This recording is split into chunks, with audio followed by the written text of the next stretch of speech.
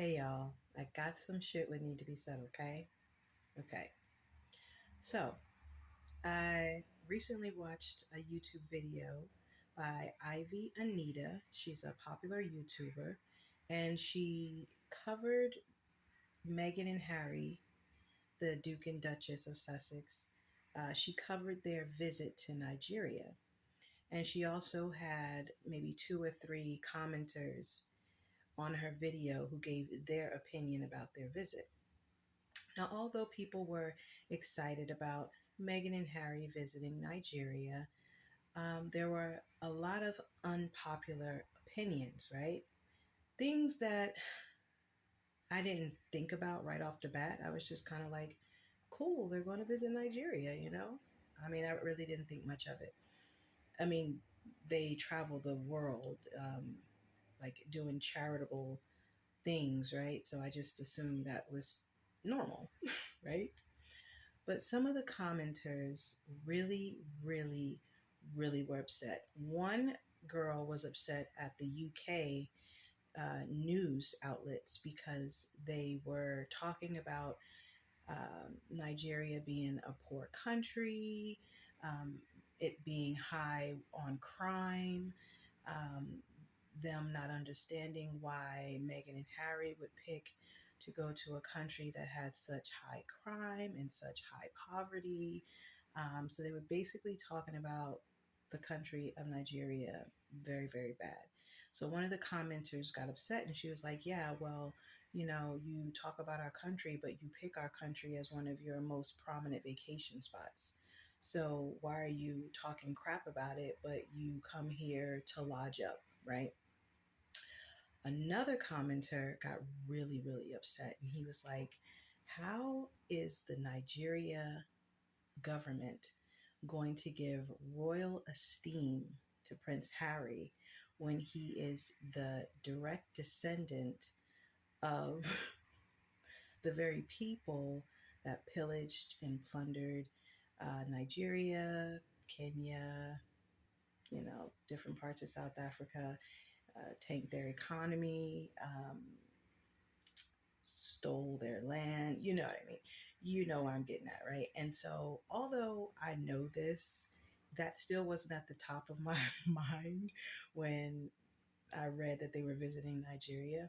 But there are a lot of people out there, a lot of Africans out there who are still very upset because they feel like they deserve to have a promise of some kind of payment for the suffering over the course of decades, centuries, right?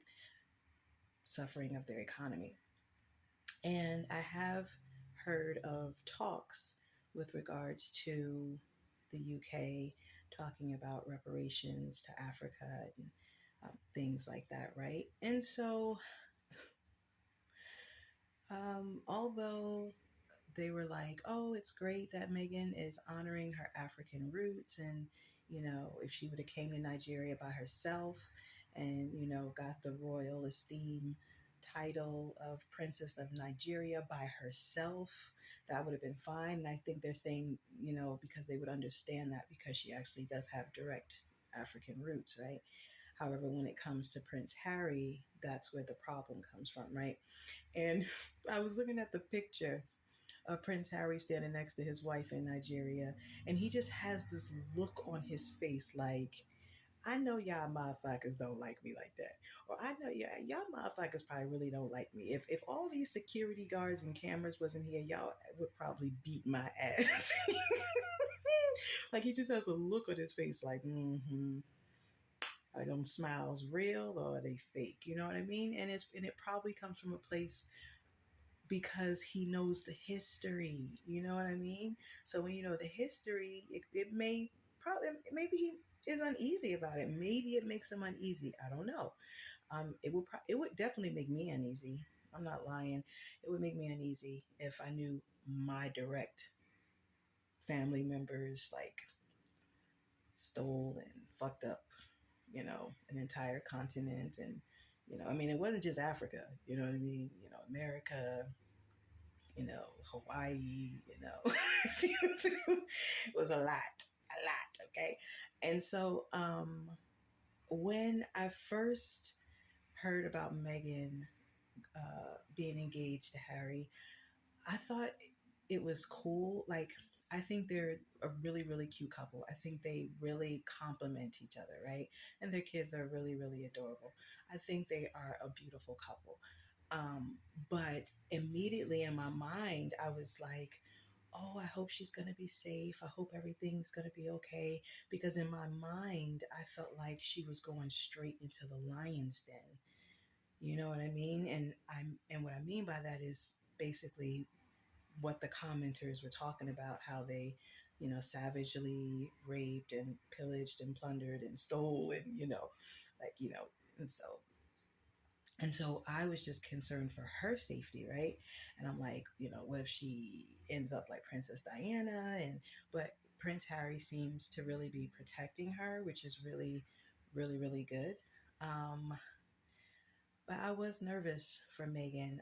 I think for some melanated folks, I think they look at it as sort of a win, if you will, with Meghan marrying into the royal family, because it's maybe they look at it as like a coming of home of sorts. You know what I mean?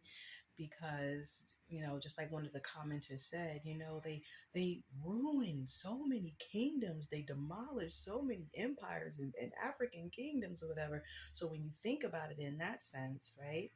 And you think about her marrying into the royal family, it's kind of like a coming of home of sorts. You know what I mean?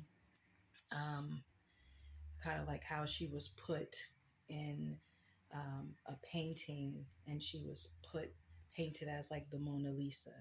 You know what I mean? And a music video. And so when I saw that, I was like, yeah, it's kind of like that. It's like a kind of a coming of home of sorts, kind of like um,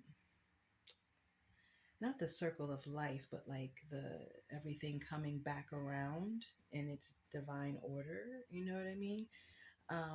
So that's kind of how I look at it. I don't think that people need to rip Prince Harry apart because of what his ancestors did. You know what I mean? Um, he didn't do it. You know what I mean?